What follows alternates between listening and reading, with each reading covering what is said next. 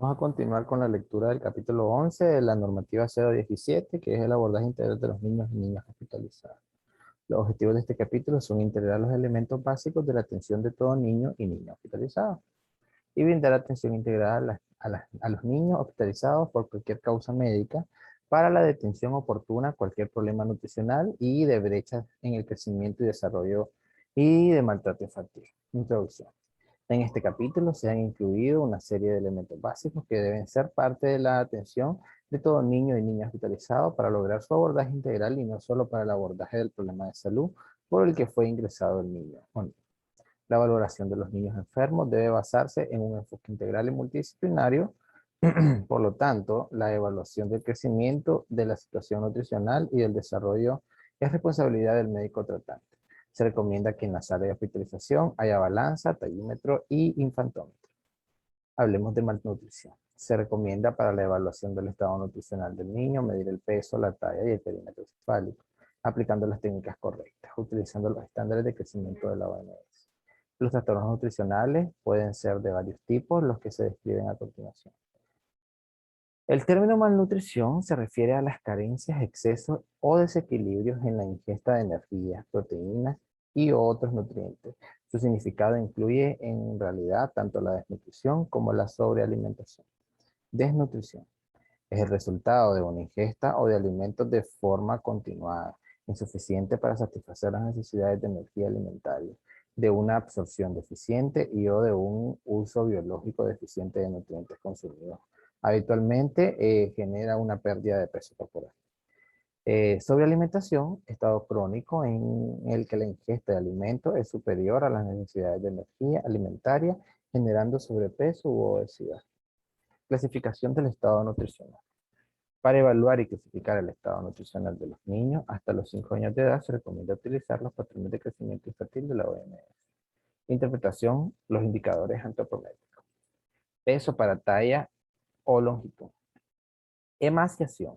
Es útil para valorar el estado nutricional actual. Es una medida para detectar trastornos agudos. Se utiliza para la recuperación nutricional del niño, moderada o severamente desnutrida. Talla, medición de la talla en posición supina en edades mayores o iguales de 2 años. Y longitud, medición de la talla en posición acostado en edades de 0 a 23 meses.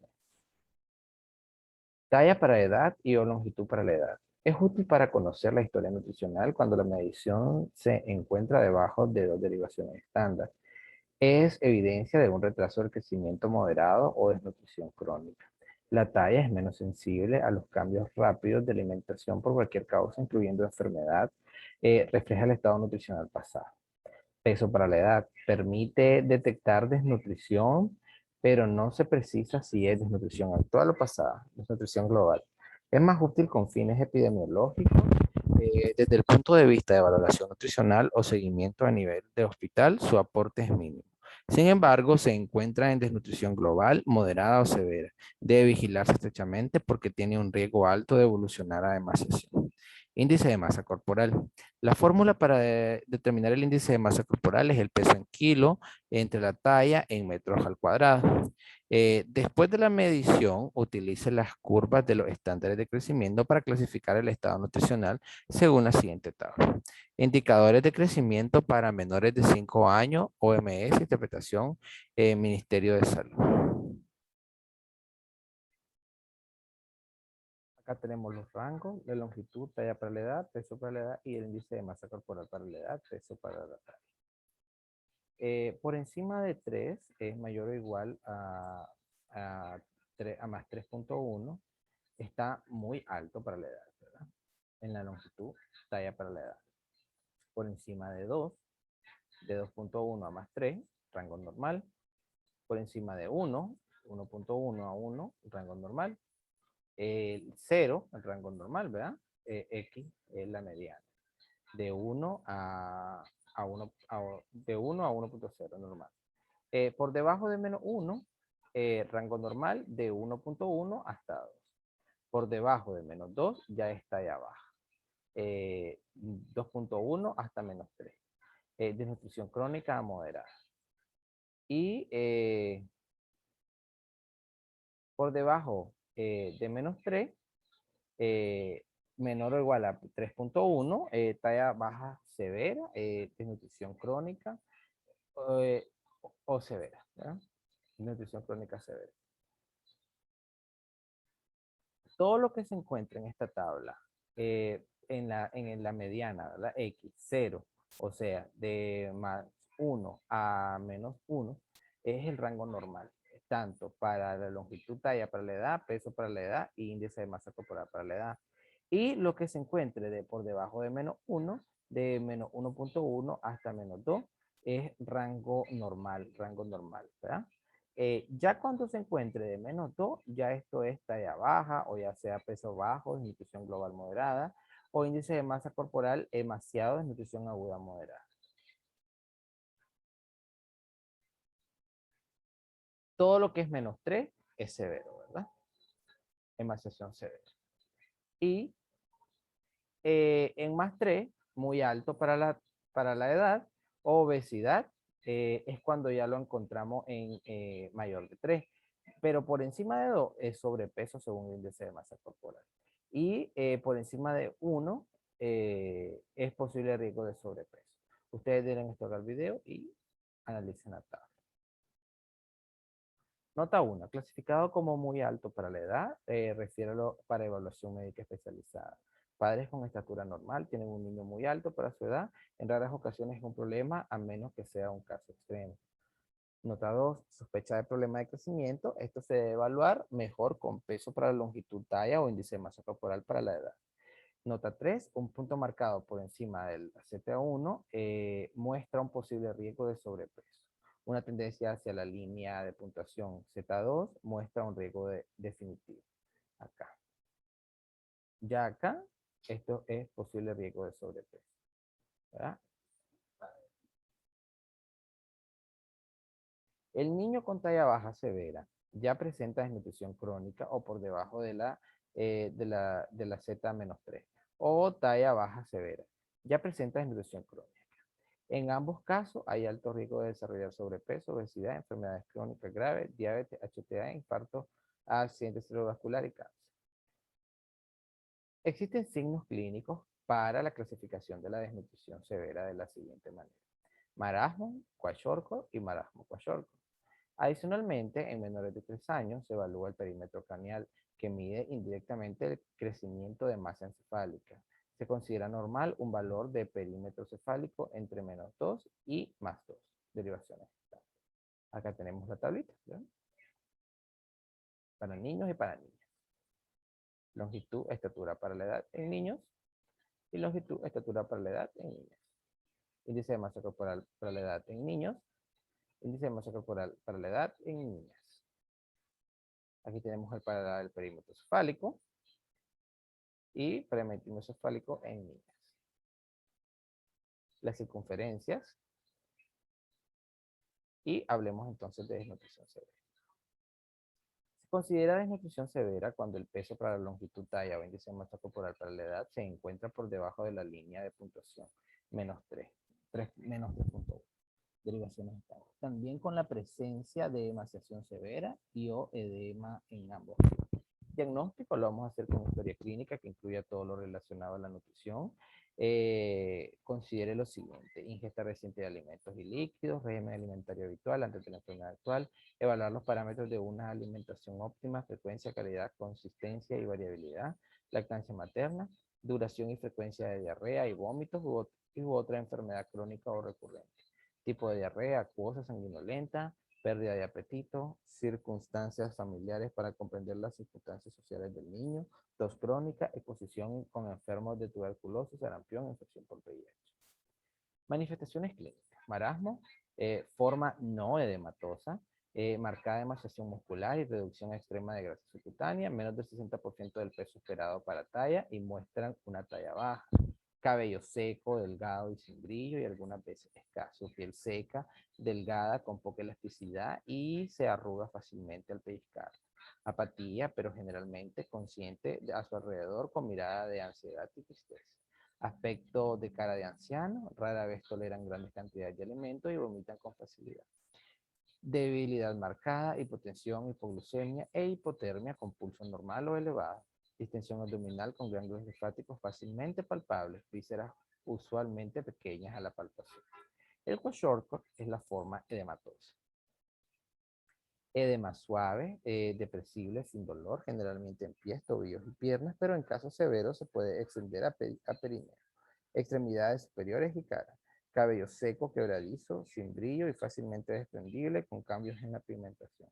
Lesiones cutáneas, pelagroides en sitios de edema y áreas de depresión. Nalgas y espalda o irritación frecuente, perineo y cara interna de los muslos. Piel eritematosa o brillosa en el área del edema, alternada con área de resequedad, hiperkeratosis e hiperpigmentación. Epidermis fácilmente desprendible con exposición de tejidos que se infectan fácilmente. La deficiencia de peso no es tan severa una vez corregido el edema. Los niños pueden tener una talla baja o normal dependiendo de la duración del episodio actual y su historia nutricional. Puede observarse palidez, extremidades frías o cianótica, apático e irritable. Lloran fácilmente con una expresión de tristeza o malestar. Anorexia, vómitos postprandiales y diarrea.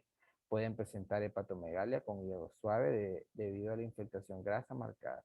Abdomen prominente debido a asas intestinales y abdomen distendido. Peristalsis irregular y lenta. Tono y fuerza muscular reducido. Frecuentemente presenta taquicardia. Pueden tener hipotermia e hipoglucemia después de periodos cortos de ayuno. Exámenes complementarios.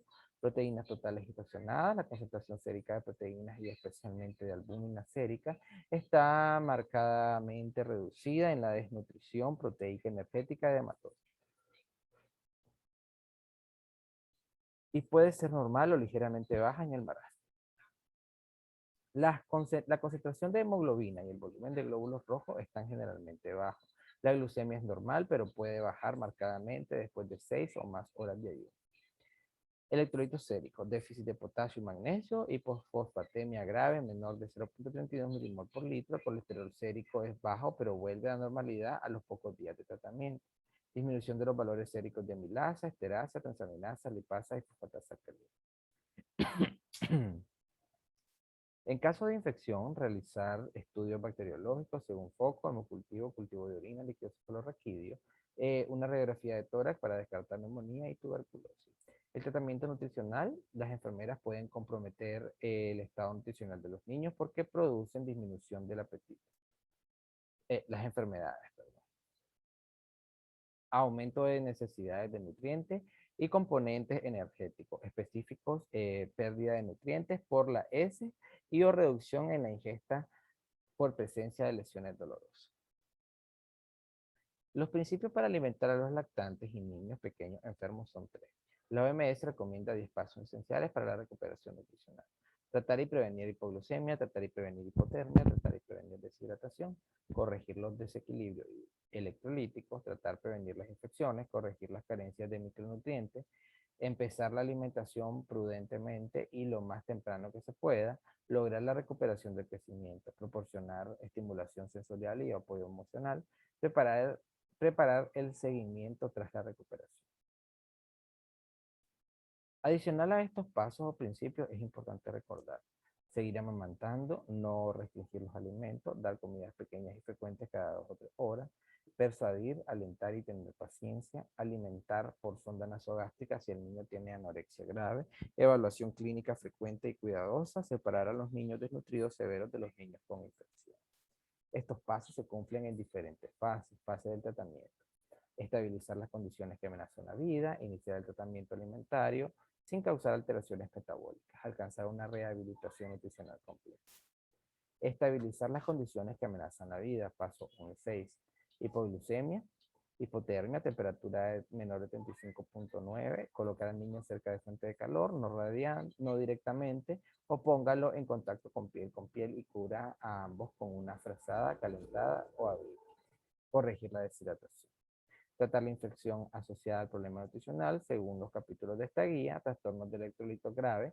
Los niños severamente desnutridos tienen deficiencia de potasio y magnesio, cuya corrección puede requerir 2 semanas o más. Existe un exceso de sodio corporal, aunque el sodio plasmático puede ser bajo. Las cargas altas de sodio agravan la situación del niño e incluso causan la muerte. No trate el edema con un diurético, administrar potasio suplementario de 3 a 4 milimol kilo día, administrar magnesio suplementario 0.4 a 0.6 milimol kilo día, carencia de micronutrientes, administra vitamina A por vía oral el primer día.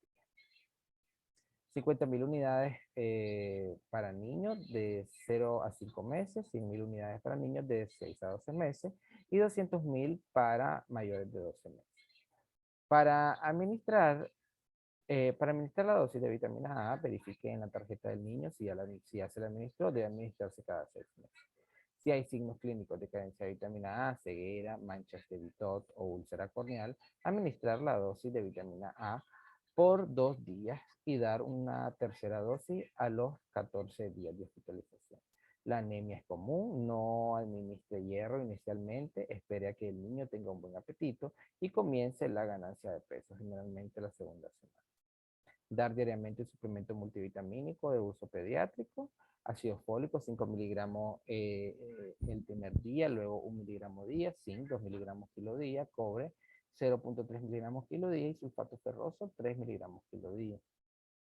Alcanzar una rehabilitación nutricional completa, pasos 6 y 7. Los fundamentos del tratamiento de la desnutrición son conocimiento, educación, paciencia, cautela y seguimiento. Lo mismo que una cuidadosa evaluación, incluyendo la clasificación nutricional. Esta a su vez se clasifica en 3 etapas. Inicio de la recuperación nutricional. El objetivo es adaptar al niño a una ingesta gradual de nutrientes, compatible con el estado fisiológico frágil y la capacidad homeostática reducida del niño. Debe iniciarse a partir del primer día o lo más pronto posible. Promover la lactancia materna exclusiva en los menores de 6 meses. Valore siempre la tolerancia de alimentos. Inicie tomas pequeñas, pero frecuente de un alimento de baja molaridad y pobre en lactosa. La alimentación del niño durante la noche es fundamental. Es necesario espaciar proporcionalmente su administración para evitar que los niños transcurran periodos prolongados de ayuno, con el riesgo de una mayor mortalidad por hipoglucemia e hipotermia.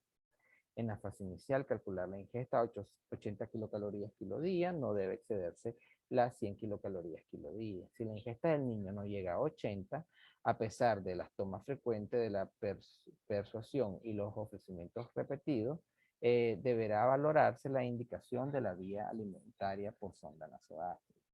Brindar consejería en alimentación, nutrición e higiene y preparación de los alimentos a la madre con el objetivo de que el egreso pueda continuar el tratamiento alimentario y con los alimentos disponibles en su casa. Ver tabla 76, contenido de papilla y recomendaciones para la alimentación del niño. Requerimientos de energía y líquidos y proteínas. Durante los primeros 2 días, las recomendaciones de calorías son de 80 a 100 kilocalorías kilo día y de proteínas 0.8 a 1 gramo kilo día y de 100 mililitros kilo día de líquidos, los que se incrementan a partir del tercer día según evolución. En el caso de niños edematosos, las recomendaciones de proteínas son de 0.8 gramos kilo día para el primer y el segundo día. Se inicia con fórmula básica 75, la administración de volumen de fórmula básica en 24 horas. Dependerá del cálculo de las necesidades de energía y proteínas según peso en kilogramos.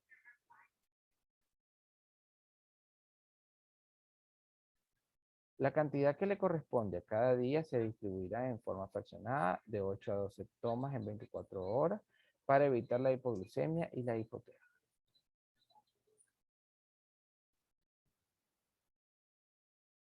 Si el niño estuviese recibiendo lactancia materna, debe ser continuada y en este caso se prescribirá la fórmula básica sin tomar en cuenta la lactancia.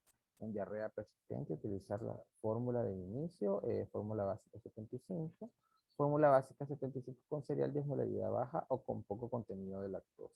De recetas de las fórmulas básicas para alimentación, fórmula básica 75 y 100, las que deberán suministrarse al niño con vaso, taza, cuchara y nunca utilizando el biberón, ni siquiera en los lactantes más pequeños, pues constituye una fuente importante de infección. Aquí tenemos los requerimientos de energía y líquidos proteínas durante la fase de recuperación nutricional, los días de hospitalizados de 1 a 2, de 80 a 100. Eso es energía y líquido, ¿verdad? En proteína 0.8 a 1. acá está para que le tomen una captura de pantalla. De 12 a más días de hospitalización, 175 kilocalorías a más, o de proteína 3.5 a 4.5. Fortalecimiento de la recuperación nutricional. El objetivo es incrementar el aporte de nutrientes gradualmente. Una vez que el niño recupere el apetito, lo que puede ocurrir al cabo de 2 a 7 días es el momento para utilizar la fórmula de base 100, que aporta 100 kilocalorías por 100 ml y 2.9 gramos de proteína. ¿Ah? Algunos niños con complicaciones tardan más tiempo, mientras que otros tienen hambre desde el principio y pueden tomar enseguida el régimen de formulación. La transición debe ser gradual para evitar el riesgo de insuficiencia cardíaca congestiva, de manera que durante los primeros 2 días se deberá dar al niño la fórmula de base 100, pero manteniendo el mismo volumen de la fórmula base de 75. Luego se podrá aumentar el volumen de cada toma en 10 mililitros sucesivamente hasta que el niño se niegue a terminar la toma. Vigilar durante la introducción de la fórmula base 100 signos clínicos de insuficiencia cardíaca. En caso de presentarse, reduzca la cantidad de volumen en cada toma. El,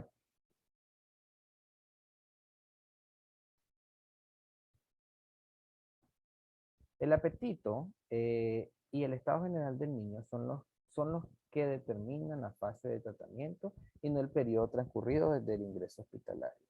Registrar las cantidades ofrecidas, consumidas de cada comida en la tabla de alimentación, debiendo desechar cualquier alimento no consumido, nunca reutilizado.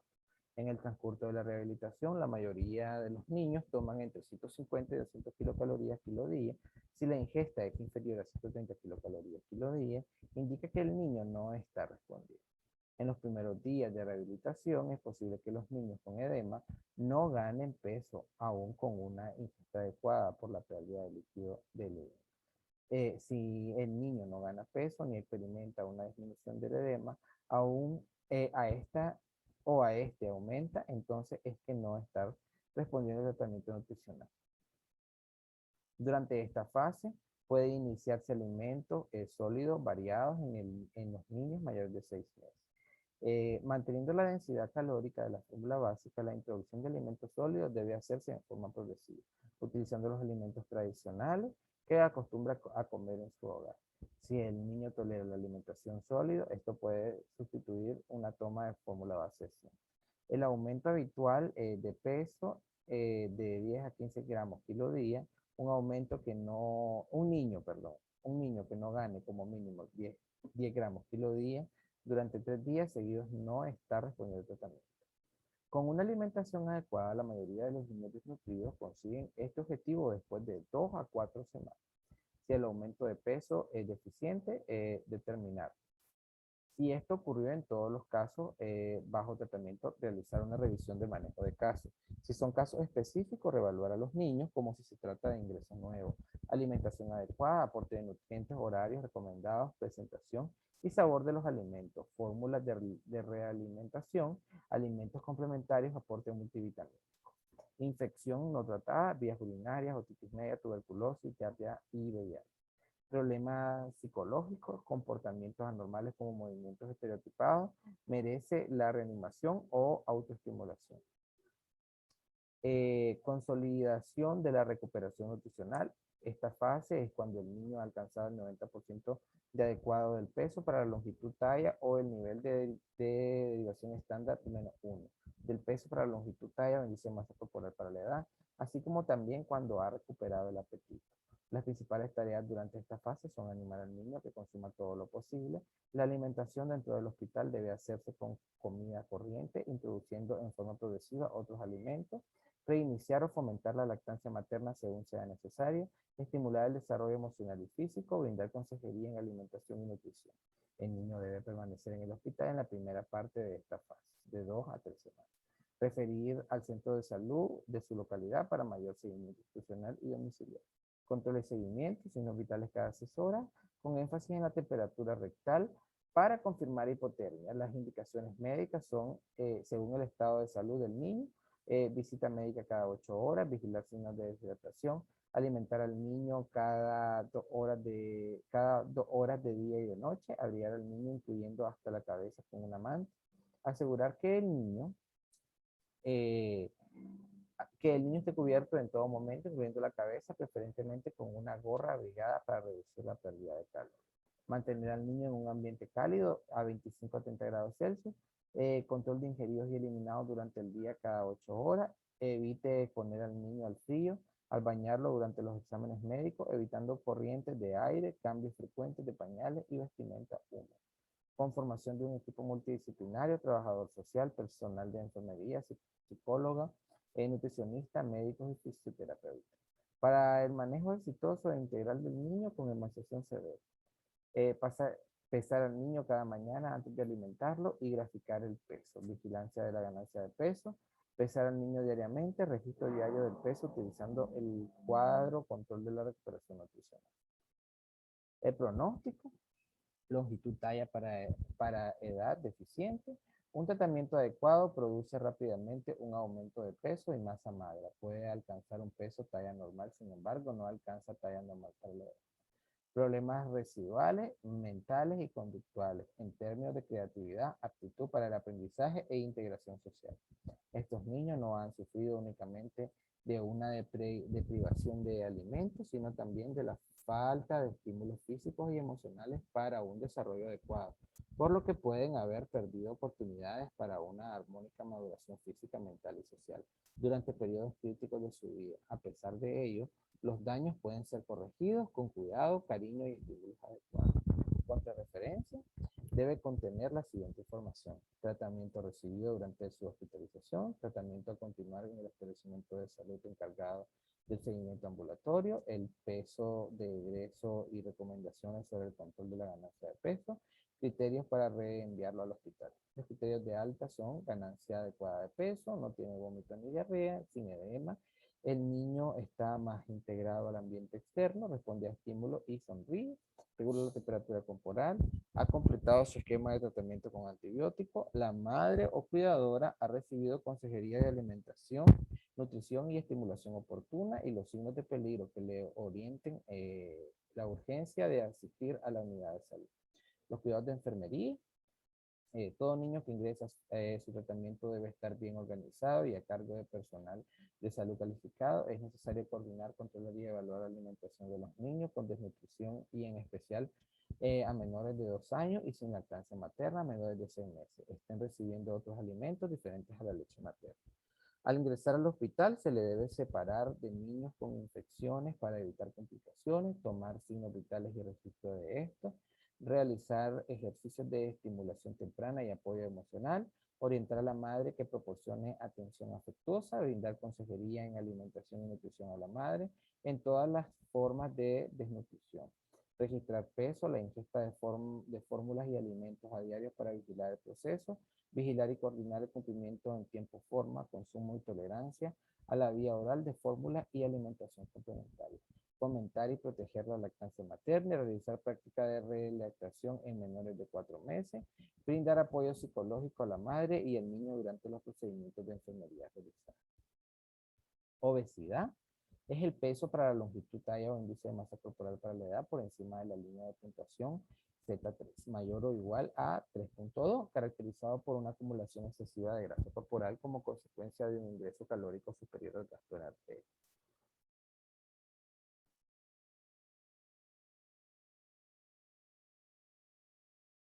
La etiología. El 95% de los casos de obesidad infantil es debido a una ingesta energética excesiva con un gasto calórico reducido. Y un 5% corresponde a síndrome dismórfico, endocrinopatías, lesiones del sistema nervioso central y causas iatrogénicas causadas por glucocorticoide, antihistamínico, etc. Puede considerarse como un síndrome de etiología multifactorial en la que se han implicado múltiples factores genéticos e influyen en el tamaño y número de adipocitos en menores de 15 años, especialmente en el primer año de vida, se desarrolla mayor número de adipocitos hiperplásicos. Junto con un aumento del tamaño de las células adiposas, una hipertrofia. Socioculturales, hábitos alimentarios, estilos de vida, ambiente, Alteran la regulación fisiológica del hambre y saciedad. Factores psíquicos, experiencias vividas en la infancia determinan significado emocional a los alimentos, regulación del apetito, ajustando la ingestión y el gasto de energía. Disminución de la actividad física ligada a un estilo de vida sedentario. Termogénesis reducida, la reducción de la actividad simpática disminuye la eficacia energética, ocasionando mayor facilidad de almacenamiento energético corporal. Hormonales intervienen en la patogenia de la obesidad de manera menos importante. Factores de riesgo, sociodemográfico, obesidad en los padres, nivel socioeconómico bajo, habitar en área rural versus urbanos, antecedentes en la infancia, precocidad del rebote adiposo antes de los 5 años, peso elevado al nacimiento, protección de la lactancia materna, maduración puberal precoz, estilos de vida, inactividad física, duración del sueño, características de la alimentación. Diagnóstico. Las características fundamentales del diagnóstico son el peso para la longitud, talla o índice de masa corporal para la edad, por encima de la línea de puntuación Z más T. Tratamiento nutricional. Las opciones disponibles son limitadas. Los pilares fundamentales de la terapia incluyen dieta y ejercicio, ambos importantes para que el control de peso sea exitoso. Los requerimientos de calorías, macro y micronutrientes, cálculo de intercambios de alimentos, solicita la interconsulta con nutrición. El tratamiento debe ser individualizado y por ello debe efectuarse un buen diagnóstico, tomando en consideración la aplicación correcta de las técnicas de mediciones antropométricas, tratamiento multidisciplinario con psicología, nutrición y pediatría. Consejería. Apoyar, proteger y fomentar la lactancia materna exclusiva durante los 6 primeros meses de vida, más alimentación complementaria hasta los 2 años con alimentos inocuos, saludables y nutricionales. Educación a los niños y sus familiares en estilos de vida respecto a alimentación y actividad física. Vigilar la tendencia del peso y el índice de masa corporal. Los niños en crecimiento, el objetivo es mantener el peso actual mientras el niño crece en estatura hasta alcanzar un índice de masa corporal apropiado. Recomendar dietas normocalóricas para evitar el riesgo de desequilibrios nutricionales que conlleven a un retardo en el crecimiento lineal y daños orgánicos irreversibles. No es aconsejable someter a pérdida de peso a los menores de 18 años. Brindar consejería en alimentación y nutrición haciendo uso de las láminas de consejería durante la lactancia hospitalaria, el egreso y durante el seguimiento por consulta externa. Indicar la cantidad, frecuencia y consistencia de los alimentos por grupo etario con el propósito de mantener el peso actual mientras el niño crece en estatura hasta alcanzar el índice de masa corporal apropiado. Existen 2 consecuencias de la obesidad infantil. La primera está relacionada con cambios psicológicos, baja autoestima, bajo rendimiento escolar y satisfacción con su imagen corporal, particularmente durante la adolescencia, y trastornos depresivos y ansiosos, introversión seguida de rechazo social. La segunda está relacionada con el aumento de riesgo de desarrollar enfermedades crónicas. Endocrinopatía, hiperinsulinismo, resistencia a la insulina, diabetes mellitus no dependiente de insulina, acantosis nígrica, pubertad y menarca precoz, disminución de la testosterona, síndrome de Cushing y hipotiroidismo. Cardiovasculares, hipertensión o hipercolesterolemia, hipertrigliceridemia y aumento del LDL y VDL. Disminución de los HDL. Gastrointestinal, colecistitis, esteatosis hepática, reflujo gastroesofágico, dolor abdominal y litiasis biliar. Pulmonar, síndrome de Pitt, apnea obstructiva del sueño, hipoventilación alveolar primaria. Músculo esquelético, luxación de la epífisis de la cabeza femoral, enfermedad de Crohn, osteoartritis neurológica, cefaleas recurrentes, pseudotumores de cerebro, psicológicos, depresión, autoimagen pobre y rechazo de compañía.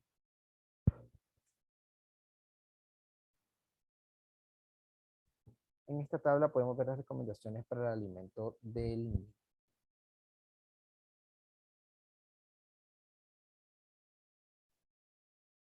Entonces, acá vemos ingredientes, ¿verdad? Número de papilla y el peso, la cantidad cocinada y aporte nutricional. Denle stop, pausen el video y lo leen con tranquilidad. Pero en general es frijoles majados, 5 gramos, una cantidad o en cucharadita aporta de 75.3 kilocalorías de energía y proteína 1.82. El aceite, 25 gramos o media o media cucharadita igual 75 a 3, ¿verdad? El número de papillas, ¿verdad? Frijoles majados con plátano y aceite. Aquí tenemos frijoles majados, arroz cocido y aceite, o frijoles majados, plátano maduro y aceite, o frijoles majados, puré de quisque, aceite. Y tenemos frijoles majados con papa cocida y crema espesa. Acá vemos una cucharadita, 2,5 cucharaditas, y crema espesa, 1,5 cucharadita. Si ustedes ven lo que es grasa, es por ejemplo, acá en aceite. El aceite, media cucharada. Vamos a ir al último, que es frijoles molidos, caldo de frijol, tortilla, huevo y aceite. Y acá vemos las cantidades. Una cucharadita de 5 gramos, ¿verdad? 30 ml es una onza de caldo de frijol, tortilla, tortita de 20 gramos, 4 cucharaditas, huevo, 5 o una cucharadita y aceite, media cucharadita. Y aquí está la proteína que ella va a dar. Aquí tenemos la receta de la fórmula básica para el alimento de fórmula base de 75 y fórmula base de 100. Entonces, los ingredientes son leche entera, leche de soya, azúcar, harina de cereal, arroz, aceite vegetal, agua. A completar el contenido de nutrientes por 100 ml, son la energía, proteína y osmolaridad. Pues la fórmula de base 75 de leche entera, acá tenemos en gramos lo que ella proporciona y en energía, ¿verdad? Ingredientes de la fórmula de pollo. El ingrediente de la fórmula de pollo es el siguiente: dextromalto 75, gluconato de calcio 75, puré de pollo 190, aceite de maíz 10 y agua a completar hasta 900 ml con agua esterilizada. Hoja para el control de la ingesta de nutrientes y alimentos. Este es el que vamos a ir llevando en el expediente. La prescripción y cálculo de la fórmula básica. En esta sección se muestra de forma detallada cómo realizar el cálculo de la fórmula básica, tomando en cuenta los requerimientos de energía, líquidos y proteínas durante la fase de recuperación nutricional y conteniendo las recetas de realimentación, fórmula base 75 y fórmula base de 100.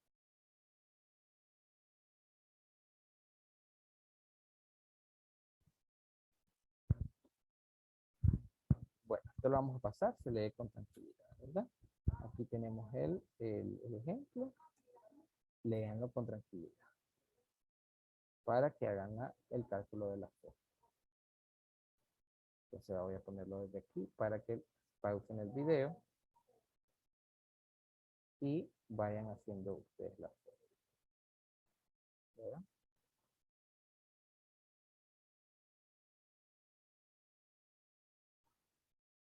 Acá tenemos fórmula base 75, día 3 a 4. Esto lo vamos a pasar porque esto es practicar, ¿verdad? Esto es practicarlo. Día 5 a 6. Cuarto paso, volumen por toma de la fórmula base de 100. Y el día de 7 a 11, fórmula base de 100.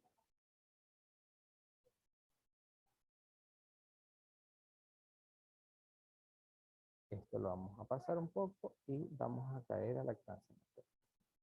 Lean, ¿no? Y practíquenlo con tranquilidad. Bueno, lactancia materna, con el fin de lograr un apoyo efectivo a las madres para lactancia, es importante mantener una comunicación con los padres como parte de la humanización de la atención, permitir la permanencia de la madre junto al niño sin horarios, implementar los 13 pasos de la iniciativa en unidades amigas de la niñez y de la madre. Dar información y apoyo a todas las madres, evaluar la práctica de lactancia materna al inicio y durante la estancia hospitalaria y realizar consejería. En el proceso de consejería, las madres deben aprender a colocación y agarre adecuada succión y dilución, efectiva producción y salida o bajada de la leche, frecuencia para dar el pecho, amamantar a libre demanda y extracción de la leche, además de cómo resolver los problemas que se pueden presentar durante la lactancia. Proporciona los nutrientes necesarios para recobrar la salud. Se recomienda la lactancia materna exclusiva desde el nacimiento hasta los 6 meses. La lactancia materna exclusiva significa no dar al lactante ningún alimento ni bebida, ni siquiera agua que no sea la leche materna. En función del personal de salud, apoyar, proteger y promover la lactancia materna, factores psicológicos como, por ejemplo, la preocupación, el estrés, el dolor y las dudas pueden impedir que actúe temporalmente el reflejo que controla el flujo de la leche. En este caso, se afecta la eyección de la leche, pero no la producción. Con el apoyo necesario se recupera fácilmente. Es necesario transmitir confianza a las madres en su capacidad para amamantar. Los trabajadores de salud deben orientarla al tiempo que les brinda apoyo. Obtenga una historia clínica de la lactancia basándose en preguntas acerca de la alimentación y el comportamiento del bebé y observe a la madre mientras amamanta para decidir si necesita ayuda. Fíjese en lo siguiente: cuál es la posición de la madre, cómoda con soporte en la espalda, los pies sobre un apoyo para que los pies no cuelguen sueltos o poco confortables, apoyo para el pecho si es necesario. ¿Cómo se prende el bebé al pecho? Revise la garra del bebé. Debe haber más aureola por encima de la boca del bebé que por debajo. La boca del bebé debe estar bien abierta con el labio inferior vuelto hacia afuera. El mentón debe tocar el pecho de la madre. Ella no debe sentir ningún dolor a la mamá. Si uno o más de estos signos no están presentes, el bebé se prende mal.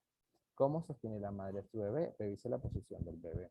La madre debe sostener al bebé cerca de ella, de frente a su pecho. El cuerpo del bebé debe estar en línea recta con su cabeza. Todo el cuerpo del bebé debe estar apoyado con el brazo de la madre o en su falda o sosteniendo con cojines o ropa.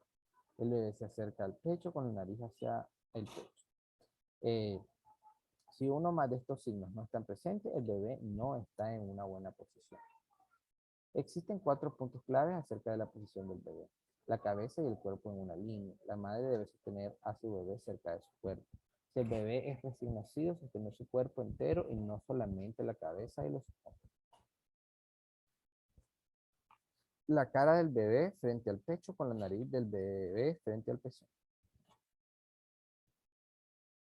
Como la madre se sostiene al pecho.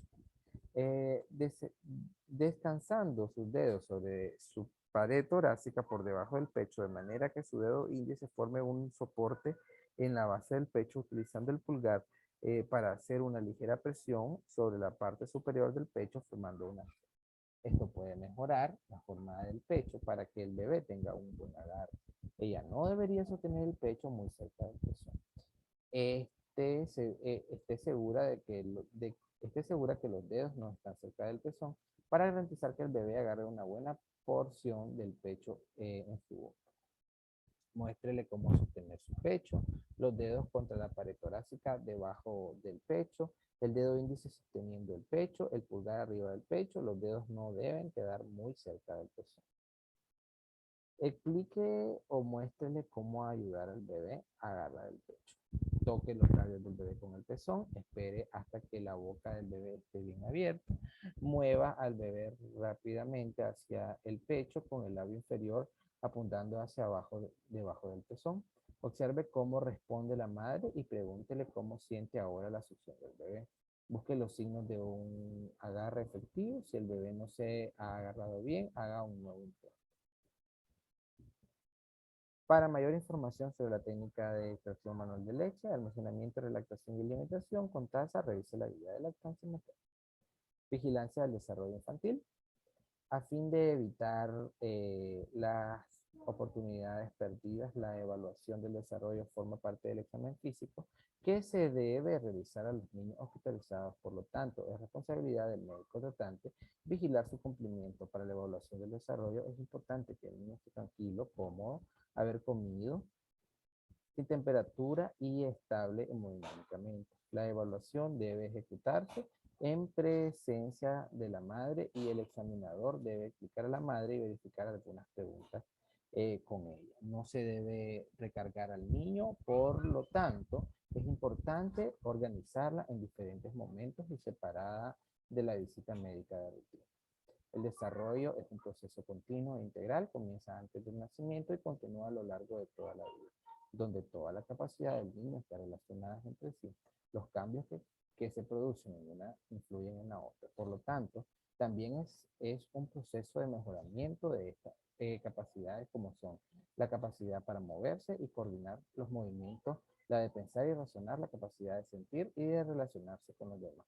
Factores de riesgo. Las alteraciones del desarrollo infantil pueden tener causas diferentes. En la mayoría existen una asociación de diversas etiologías. La mayoría de los estudios especifican los riesgos de ocurrencia de alteraciones de desarrollo como riesgos biológicos. Son eventos pre, peri y postnatales que resultan en daños biológicos que pueden aumentar la probabilidad del daño. Ejemplo, la prematurez, hipoxia cerebral grave, que admite los meningitis encefalitis. Y riesgos ambientales son experiencias adversas ligadas a las familias, al medio ambiente y a la sociedad. Entre estas, las condiciones precarias de salud, falta de recursos sociales y educacionales, prácticas inadecuadas de cuidado, violencia en el hogar, etc. Diagnóstico de las alteraciones del desarrollo infantil.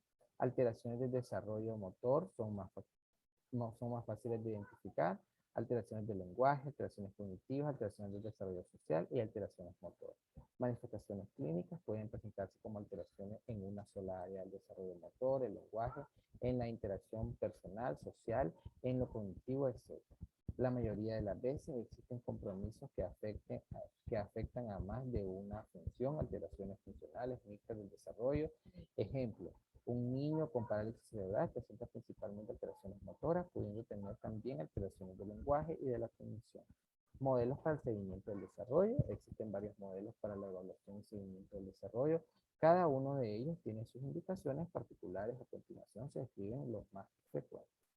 Screening de desarrollo, proceso de control metodológico del desarrollo en la niñez aparentemente normal, con el objetivo de identificar a aquellos niños con alto riesgo de sufrir alteraciones utilizando pruebas o escalas, exámenes y otros procedimientos. Vigilancia del desarrollo, comprende todas las actividades relacionadas con la promoción del desarrollo normal y la detección oportuna de alteraciones en la atención primaria, siendo un proceso continuo y flexible que entrega información a los profesionales de la salud y a la familia u otra. Es más efectivo para hacer un seguimiento individual. Evaluación del desarrollo, investigación más detallada con los niños con sospecha de alteraciones del desarrollo, generalmente es multidisciplinaria y basada en el diagnóstico. Monitoreo y acompañamiento del desarrollo es el procedimiento de asistir en forma cercana el desarrollo del niño sin que esto signifique la aplicación de una técnica o proceso específico. Puede ser periódico o continuo, sistemático o informal e involucrar o no un proceso de screening, vigilancia o evaluación. En los menores de 2 meses, para la evaluación se utiliza la observación de algunos reflejos primarios, posturas y habilidades. Para esta etapa, así como para la evaluación a niños y niñas mayores de 2 meses, le recomendamos revisar la guía IEPI de atención primaria.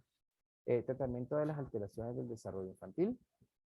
El tratamiento de la niñez con alteraciones de desarrollo dependerá de la causa. Si presenta un retraso debido a problemas ambientales o por falta de estímulo de quien lo cuida, el tratamiento consistirá en orientaciones a padres o familias sobre la manera como se relacionan e interactúan los niños. Muchas veces es necesario tratar a una madre depresiva que no consigue interactuar con su hijo. Si hay una patología provocando retraso como la toxoplasmosis, hipertiroidismo congénita u otra, es necesario un tratamiento con medicamentos lo más precozmente posible, además de tratamiento funcional con el equipo multidisciplinario, pediatría, neurólogos, psicólogos, fisioterapeuta, terapeuta ocupacional y fonoaudiólogo.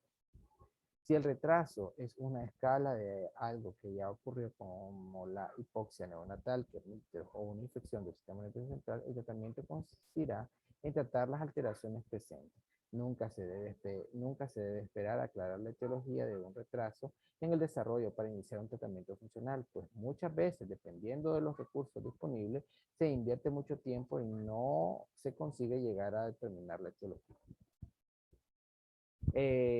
Son numerosas experiencias que demuestran que la estimulación durante los primeros años de vida mejora el desempeño, por lo que se debe promover la estimulación lo más tempranamente posible. Maltrato infantil. El maltrato infantil tiene consecuencias de corto y largo plazo infantil, por lo tanto es fundamental que el personal de salud esté sensibilizado y conozca el tema para la detección oportuna. Los niños pueden presentar signos que constituyen alerta, pero también se pueden evidenciar en las interacciones de los padres y cuidadores durante el proceso de atención. El personal de salud debe conocer cuál es el protocolo de referencia y manejo de casos, y el personal de salud debe conocer cuál es el marco jurídico que se relaciona con el tema. El abuso o maltrato de menores abarca toda forma de maltrato físico y emocional, abuso sexual, abandono o trato negligente, explotación comercial o de otro tipo, de la que resulte un daño real o potencial para la salud, la supervivencia, el desarrollo o la dignidad del niño en el contexto de una relación de responsabilidad, confianza o poder. De acuerdo al National Institute for Health and Clinical Excellence, la definición se resume de la siguiente manera: el maltrato infantil incluye negligencia, daño físico, abuso emocional o enfermedades fabricadas o inducidas. Particularmente, el abuso sexual se define como cualquier forma de contacto sexual entre dos personas sin el consentimiento de una de ellas, a medida o mediada por una diferencia de poder entre la víctima y el agresor o agresora. Sin importar la edad de ambos o sus condiciones socioeconómicas, políticas o culturales, es cometido contra un niño o niña cuando la víctima tiene un rango de edad de 0 a 13 años no cumplido. Será cometido contra un adolescente cuando éste se encuentra entre los 13 y 18. Entre los 13 y 18. Menor de 13 ya sabemos que es un niño todavía. 13 cumplidos en adelante, adolescente. Marco legal internacional y nacional.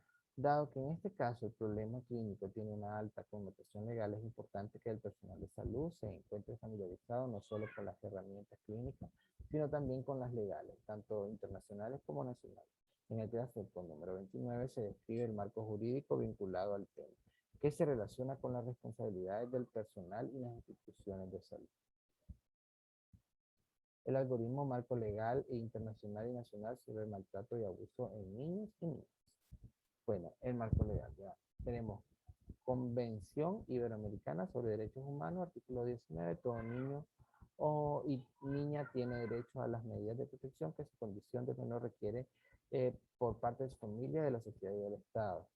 La Convención Iberoamericana de Derechos de la Juventud, derecho a la protección contra el abuso sexual. Los Estados partes adoptarán las medidas necesarias para evitar la explotación, el abuso o el turismo sexual o de cualquier otro tipo de violencia o malos tratos de los jóvenes y promoverá la recuperación física, psicológica y económica de las víctimas. Convención sobre los Derechos del Niño de Naciones Unidas, el artículo 19, los Estados partes adoptarán todas las medidas legislativas, administrativas, sociales y educativas apropiadas para proteger al niño contra toda forma de perjuicio o abuso físico o mental, descuido o trato negligente, malos tratos o explotación, incluido el abuso sexual, mientras el niño se encuentre bajo custodia de los padres, de un representante legal o de cualquier otra persona que lo tenga a su cargo. Código de la Niñez y la Adolescencia. Los centros de atención médica públicos o privados deberán obligatoriamente comunicar a las madres, padres o tutores de los casos en que haya sospecha o confirmación de maltrato, abuso o violación. El organismo competente de la respectiva localidad, sin perjuicio de otras medidas legales, garantizando la secretividad del caso. Artículo 220. Todo médico, profesor o persona responsable de una institución de atención de la salud, de enseñanza primaria, preescolar, centro de desarrollo infantil, que deje de comunicar a la autoridad competente de los casos que tenga de conocimiento, en los casos que se sospeche que haya habido abuso a niños y niñas y adolescentes, será sancionado gubernativamente con multas equivalentes a un mes de salario y serán considerados como encubridor del delito. Los factores de riesgo, factores inherentes del niño, niños o niñas no deseados, prematuros, bajo peso, con enfermedades crónicas, hiperactivos, personalidad difícil, llorar inconsolablemente, alteraciones en el sueño, falta de control de diuresis o defecación a la edad en que se debe de haber controlado. El niño discapacitado es de mucho riesgo para ser maltratado, por lo tanto se debe ser extremadamente cuidadoso en buscar signos en ellos. Usualmente estos niños son irritables o por su discapacidad no realizan la función que el adulto espera y son causa de frustración, culpabilidad en muchos padres o cuidadores, lo que lleva a maltratar. Si los niños son indefensos frente a los adultos, estos niños lo son más y por lo tanto debe alentarse al personal de salud para detectar maltrato en niños. Factores inherentes a la familia. padres jóvenes, familia monoparental, ineficiencia, infancia infeliz, estado de duelo, embarazo no deseado, exposición precoz a la violencia, abuso de sustancias, atención prenatal inapropiada, enfermedad física o mental, problemas relacionados, tamaño y densidad de la familia, aislamiento social, situación de estrés, etc. Factores inherentes a la comunidad y sociedad, leyes de protección al niño existente o incumplida, disminución del valor de los hijos, discapacidad, sexo, desigualdades sociales, violencia organizada, alta accesibilidad social de la violencia, normas culturales, etc. Signos de alerta.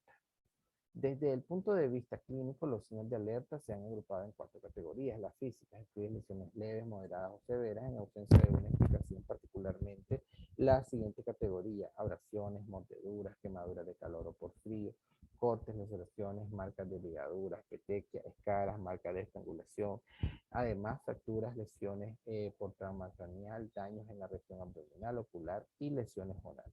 Abuso sexual. A nivel internacional se ha definido una serie de recomendaciones que podrían ser posibles indicadores de abuso sexual, particularmente en niños en etapa de desarrollo.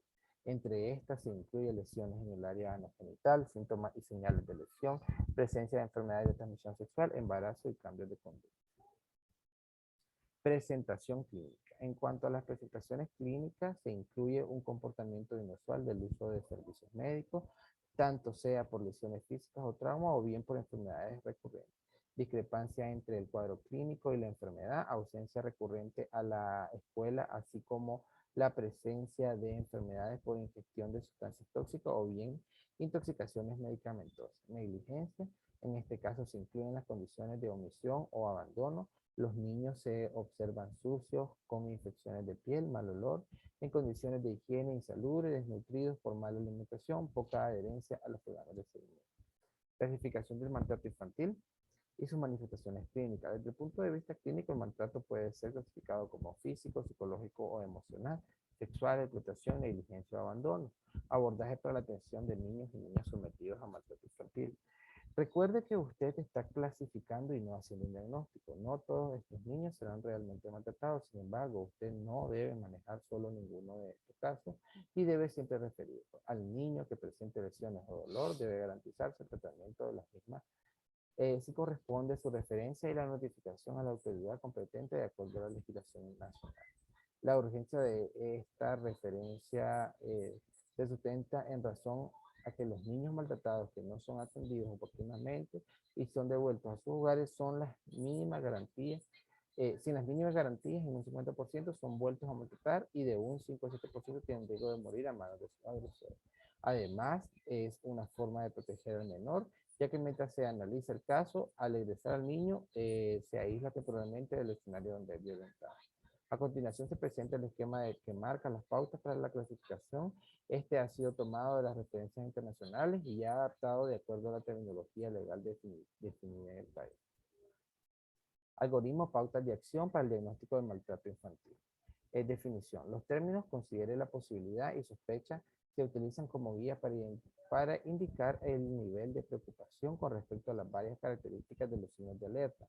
A partir de cada uno de ellos se marcan las pautas de acción desde el punto de vista de atención en salud. Considere posible maltrato. Significa que el maltrato infantil es una de las posibles causas de los dos o más signos de alerta o está incluido como diagnóstico diferencial. Sospecha. Significa un nivel más alto de preocupación o de certeza de maltrato infantil. En este momento se debe activar todos los mecanismos establecidos por la ley del país. O sea, posible, usted tiene que evaluarlo más, pero sospecha es alto de preocupación o de certeza de maltrato infantil. Entonces, si usted encuentra un signo de alerta, escuche y observe historia de maltrato, antecedentes de hospitalización o consulta, niño o niña descuidado en su salud y su higiene, comportamiento alterado del niño o que expresa voluntariamente que es víctima de maltrato. Comportamiento alterado de los padres o cuidadores y lesiones físicas. Registren el expediente de todos los hallazgos y referencia y proceda de la siguiente manera. Considere posible maltrato. Discuta el caso con un equipo multidisciplinario y solicite valoraciones por especialista. Si usted una vez completada la información tiene una mayor certeza, clasifique el caso como sospechoso y reporte a las autoridades según el nivel en que el médico tratante se encuentra.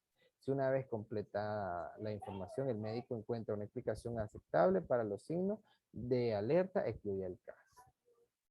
Notas relevantes. En esta sección se presenta información adicional que el personal de salud debe conocer. En el caso de los municipios, puede ser necesaria una referencia a nivel departamental para completar la valoración multidisciplinaria. En este caso, traslade al niño al hospital de mayor nivel de resolución. El reporte del caso lo hacen las autoridades de la unidad de salud a través del Ministerio de la Familia o directamente a la policía según la estipulación. El peritaje médico legal es realizado por el Instituto de Medicina Legal. En el caso que no exista presencia o sus servicios son limitados, los profesionales del MINSA asumen los servicios de medicina forense para la recolección de pruebas científicas. Cada vez que el niño tiene que relatar los hechos, se produce un daño casi igual a las acciones que lo causaron. Por ello, se debe garantizar el mínimo impacto sobre la salud emocional en la etapa de investigación clínica. Recuerde que existen los mecanismos para evitar la revictimización, tales como la entrevista única que se realiza en las cámaras de IES, la habitación preparada para permitir la observación durante la entrevista de la psicóloga, sin que el niño tenga que contar los hechos rápidamente o en presencia de extraños. Actitud del profesional de salud ante casos sospechosos de maltrato infantil. En caso de sospecha de maltrato infantil es importante tener las siguientes actitudes. Sea accesible y receptivo, escucha cuidadosamente, tómalo con seriedad, asegure que él o ella tiene derecho a contarlo, asegure ayuda y encontrarlo rápidamente, de manera cuidadosa, registre inmediatamente todo lo que te confía, mantén calma, créele, elogia su actitud, no desestimes sus sentimientos, date apoyo a ti mismo, pásalo a la autoridad competente una vez revisado y registre sus lesiones y tratadas las mismas según sea el caso. No hagas lo siguiente: ir directamente a conclusiones, tratar de que el niño o niña lo divulgue, especular o acusar a cualquiera, hacer promesas que no se pueden mantener.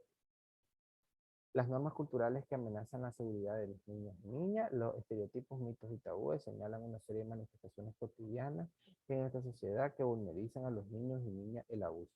Estas son sustentadas en algunos casos por patrones culturales que homogenizan a los individuos en la sociedad y que son aplicados vulnerando a grupos sociales considerados más débiles, en este caso a las personas menores de edad. De los niños se espera que sean glutones, mandones, agresivos, resistentes a expresar sentimientos de ternura, temor, tristeza, dolor, etc. Independientes, intelectuales, racionales, interesados por temas sexuales o sexualmente activos. De las niñas se espera que sean quietas, pasivas, sumisas, sensibles, tiernas, hogareñas, obedientes, dependientes y serviles, pocas intelectuales, ingenuas, inhibidas y dramáticas, desinformadas sobre temas sexuales, limitadas en su interacción social. Consecuencia en caso de haber víctimas de abuso sexual. Los niños se vuelven, no demuestran dolor, se resisten a declararse víctimas, aprenden a herir antes de ser heridos, asumen el abuso y lo reproducen como expresión de poder y sexualizan las expresiones de afecto.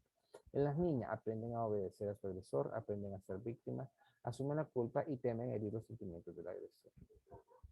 Referencia bibliográfica y hemos terminado la guía de la YEPI. Así que nos vemos. Hasta pronto.